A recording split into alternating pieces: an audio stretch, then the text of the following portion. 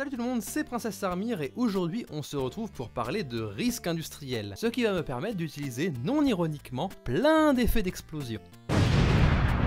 Vous n'êtes pas sans savoir que l'information primordiale de cette semaine c'est que Chirac est mort. Cette semaine, une usine chimique a explosé à Rouen, capitale de la Normandie. On peut appeler ça une capitale. Cette usine est classée Seveso seuil haut. Ce label a été créé suite à une catastrophe à Seveso en Italie en 1976. Parce qu'en Europe, on s'est dit tiens, on a plein d'usines dans le même genre qui sont susceptibles de péter à tout instant, mais on sait absolument pas quoi faire si ça arrive. Donc ce serait peut-être bien de se mettre d'accord pour savoir quoi faire afin d'éviter qu'il repleuve des oiseaux morts. Et comme toute politique de gestion du risque, elles se sont progressivement améliorées au fur et à mesure des catastrophes ultérieures. Et ce alors même qu'on est bien souvent au courant de ce qu'il faudrait faire pour améliorer ces politiques avant que ces catastrophes n'arrivent. Bref, on s'ajuste toujours quand on est au pied du mur. Ce qui n'est pas sans me rappeler la gestion d'un certain changement climatique. Non. Ouais, non. Avant de continuer, je tiens à vous préciser que j'ai écrit cette vidéo seulement 2 jours après la catastrophe. Comme je pense qu'on en parlera pendant longtemps, je parle de la catastrophe, hein, pas de la vidéo, il y a des probabilités non négligeables pour que vous la regardiez après 2019. D'ailleurs, bonjour les gens du futur, comment allez-vous? Suis-je morte? Alors gardez à l'esprit, vous, gens du futur, que je n'ai pas toutes les informations, mais que c'est un exercice qui permet de garder une mémoire de ce qu'on pensait de la catastrophe seulement 2 jours après. Une mémoire qui se perd relativement souvent d'ailleurs. Jeudi 26 septembre 2019 donc, Chirac est mort. Et une usine, l'usine Lubrizol à Rouen, a subi un incendie et des explosions. Même si on ne connaît pas encore la cause de la catastrophe au moment où j'écris cet épisode, toute l'agglomération a pu d'ores et déjà en voir les conséquences. Une usine qui ressemble à un champ de ruines post-apocalyptique, un panache de fumée noire qui s'est élevé à des kilomètres et a pu faire retomber tout un pan de matière dangereuse, inconnue et carbonisée sur des centaines de kilomètres carrés, ce qui a irrité les bronches de pas mal de Rouennais et a généré une odeur littéralement vomitive. Ah oui, cet épisode-là, il est classe, il est fin, il se mange sans fin. Tandis que les médias et certains représentants de l'État ont cherché à minimiser la catastrophe en disant que ça va, y a pas de danger. Par contre, les agriculteurs, ne récoltez surtout pas ce que vous venez de cultiver. Les personnes âgées et les enfants, restez à tout prix calfeutrés dans vos maisons. Mais y a pas de danger. Allez-y, vous pouvez travailler, y a pas de danger. Alors, je vous en ai pas du tout parlé, mais il y a 2 ans, j'ai fait un mémoire de recherche universitaire sur le risque industriel et notamment sur le risque autour des usines Seveso. C'est donc l'occasion parfaite de vous parler d'une infime partie des conclusions de ce mémoire.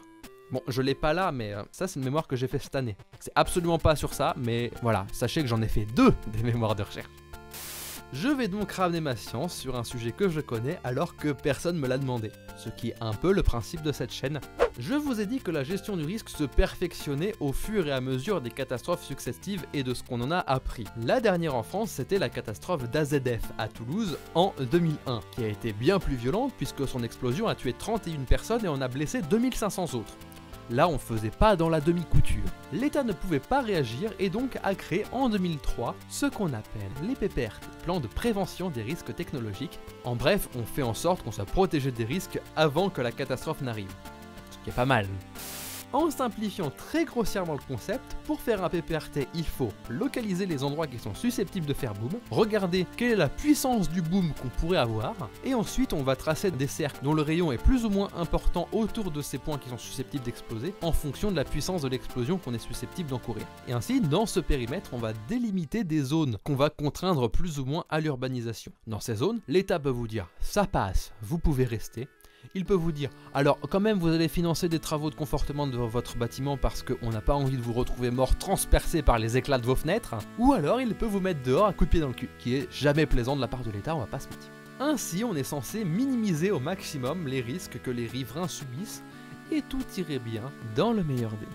Sauf que vous avez bien vu que non en fait, tout va pas très bien dans le meilleur des mondes, non. La grosse limite des PPRT, c'est qu'ils sont bâtis sur le même modèle que les PPRI, les plans de prévention des risques inondations. Eux aussi servent à contraindre plus ou moins fortement l'urbanisation en fonction de la gravité de l'inondation que vous pouvez subir. Sauf qu'une zone inondable, c'est limité dans l'espace. Soit t'es inondé et on va contraindre l'urbanisation, soit t'es pas inondé, alors là tu peux construis ta maison, construis ton palace, allez-y. Sauf qu'en cas de catastrophe industrielle, les conséquences sont plus floues. Certains risques industriels peuvent être assez bien gérés de manière zonale, comme les explosions, mais les retombées de matières dangereuses peuvent s'étaler sur des kilomètres autour de l'usine. Ces retombées dépendent quasiment uniquement de la trajectoire des vents. Pour contrer ça, depuis des décennies, depuis que les usines risquées existent, on a préféré les localiser en dehors de la ville, et de préférence de manière à ce que si elles explosent, le panache de fumée il n'aille pas au-dessus de la ville. Donc on a regardé les vents dominants, si jamais ça explose, les vents dominants on les pousse à l'extérieur de la ville. Ce qui n'est pas une mauvaise idée, on va pas se mentir. Bon, c'est pas le cas de Lubrizol qui est proche du port de Rouen parce que probablement que ses activités en dépendent, mais du coup Rouen s'est mangé tout le nuage par-dessus. Vraiment, c'est vraiment pas. Alors, il y a bien d'autres documents de gestion du risque, mais souvent ce sont aussi des documents de gestion zonale qui vont permettre d'évacuer des populations en fonction du niveau de danger qu'ils encourent. Donc je dis pas qu'on sait pas fondamentalement gérer, mais cette catastrophe a bien montré que lorsqu'on a un panache de fumée qui est si long, on sait pas gérer. Non, on sait pas.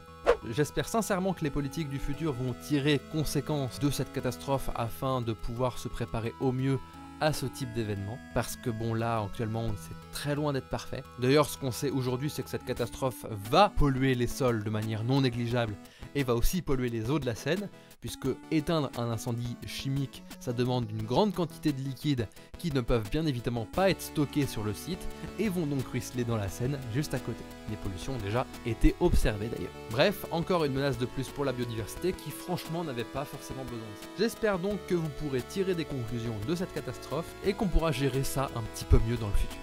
Voilà, c'était mon ressenti à chaud, je suis complètement cramé par le soleil, parce qu'il y a un trou, hein, il y a juste un trou là. Là c'est juste uniquement pour me faire chier là. Ah, pas possible, là, je suis entouré de nuages noirs et il y a un trou. Et c'est là. J'espère tout de même que cette vidéo vous a plu, malgré le fait que vous ne me voyez quasiment plus. J'ai essayé de tenir compte des remarques que vous m'avez formulées la semaine dernière sur l'utilisation de ma caméra. Je sais que tout n'est pas parfait, là encore, voilà, je ne peux pas gérer cette petite aléa de soleil en pleine gueule. Ah, il va bientôt partir.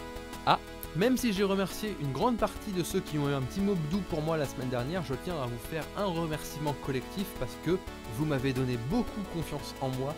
Et ça, il n'y a que vous qui l'avez permis. Avant de partir, on n'oublie pas les impératifs, le pouce bleu, l'abonnement et le partage.